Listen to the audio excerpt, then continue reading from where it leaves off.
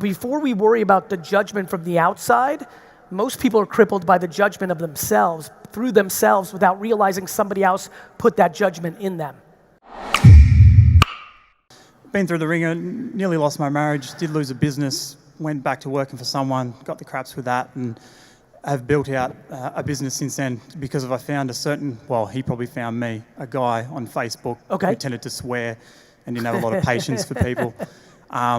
So one, I just wanted to take this opportunity to thank you, and I didn't want to have the regret with death that I didn't do that in person. Thank you. You've got no idea, mate. You've completely changed my whole entire fucking life. Thank you so much. Crazy. Thank you. The question, though, I have, unfortunately, because I went through that not so great period, I had a very young family at the time, and I think that period of time has actually damaged a little bit of the psychology of my eldest son. Okay.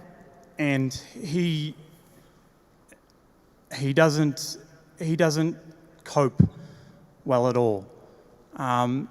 With anything?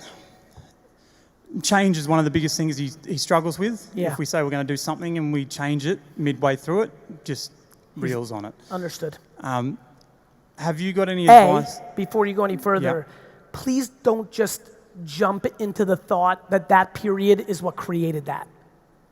It's super important that you don't overjudge yourself. It may have, but with all due respect, it may have not. Yeah. That just might be a DNA trait from your great uncle Gilbert.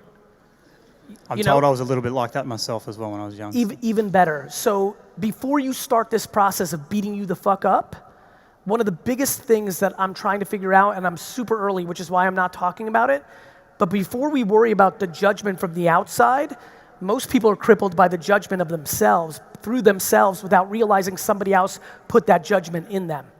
So before we even allow the framework that your actions did that, I'd like to take a step back, because the second you can take a little of that pressure off, it changes the way that you can maybe deal with it.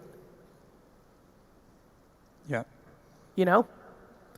Also, how old is he? 12. I mean, it's early. And all you have to do is love and listen. You can't impose what you want him to be.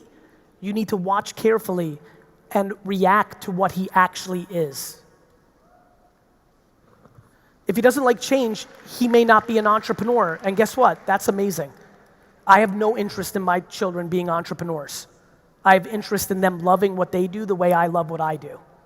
And whether that makes $4 a year or not, that's it. And by the way, I'm not gonna give them any of my money either. So if they make $4 a year, they're gonna fucking live on $4 a year. And guess what? There's a lot of fuckers in this room making $40,000 a year that are way happier than the millionaires in this fucking hall. Thank you, Gary. I love you, man. I love you back. Cheers.